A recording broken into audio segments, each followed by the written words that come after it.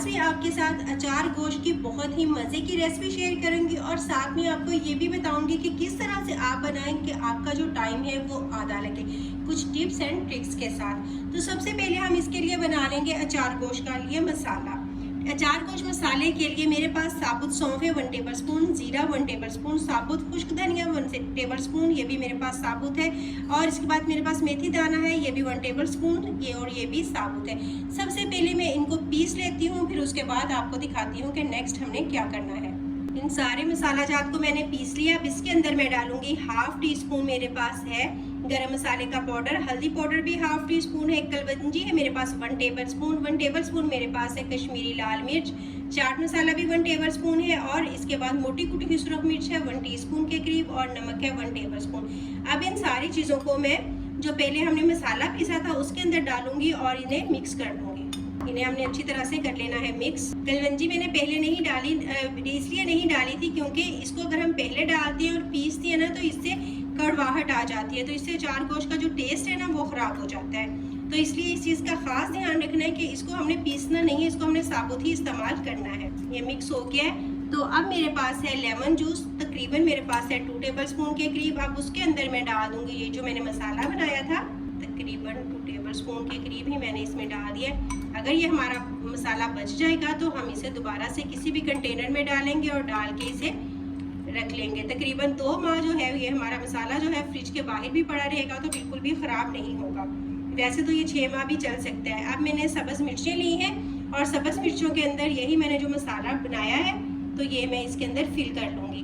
मिर्चें अगर कड़वाहट वाली हों बहुत ज़्यादा तो आप उसके बीज बेशक निकाल लें। इस तरह से मैंने इसमें मसाला जो है वो फिल कर लिया और इन्हें मैं इधर रख लूँ। जितनी मिर्ची आपको पसंद हो आप उतनी डाल लें। ये भी हो गई। इसी तरह से मैं सारी फिल कर लेती हूँ। ये जो मसाला बच गया इसे हमने ज़ाया नहीं करना, इसे हम जब अचार गोश्त बनाएंगे तो उसके अंदर डाल लेंगे। 3 टमाटर लिए थे जिसे मैंने गर्म पानी में डाला, उस तरह से उनका छिलका उतार लिया। तो अब मैं इनकी पेस्ट बना लूँगी। प्याज की मैंने पहले से कटिंग कर लिया। ये सारी चीज़ें हमारी रेडी होंगी तो अचार गोश्त बनाने में हमें बिल्कुल भी टाइम नहीं लगेगा। तो मैं इसकी पेस्ट बना लूँ फिर। अब मैंने ऑयल रखा है, आधा कप के करीब मेरे पास ऑयल था गर्म होने के लिए।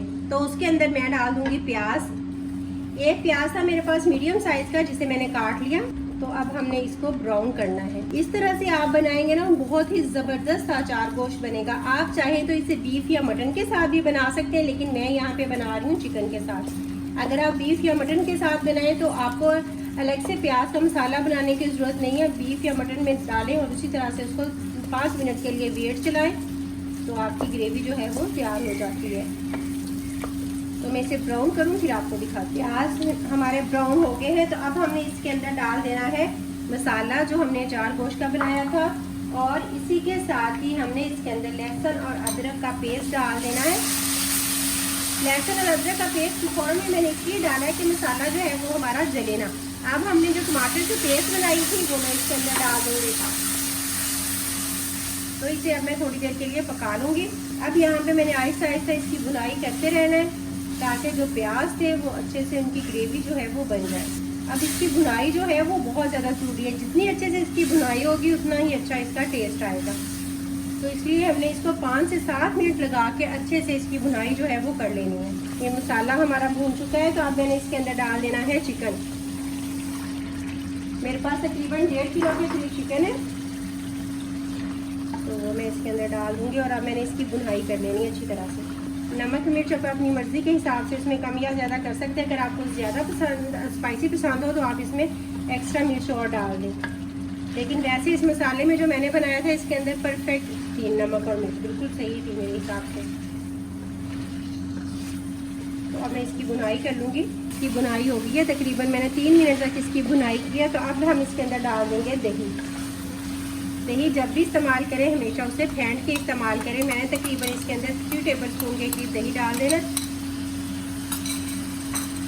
और ये जो पहले का मसाला बचा हुआ था जिसके अंदर मैंने लीमू भी डाला था और ये भी मैं इसके अंदर अब डाल दूँगी। पहले मैंने नहीं डाला था क्योंकि इसमें खटास होती है तो मैंने कहा था मैं लास्ट में डालूँगी।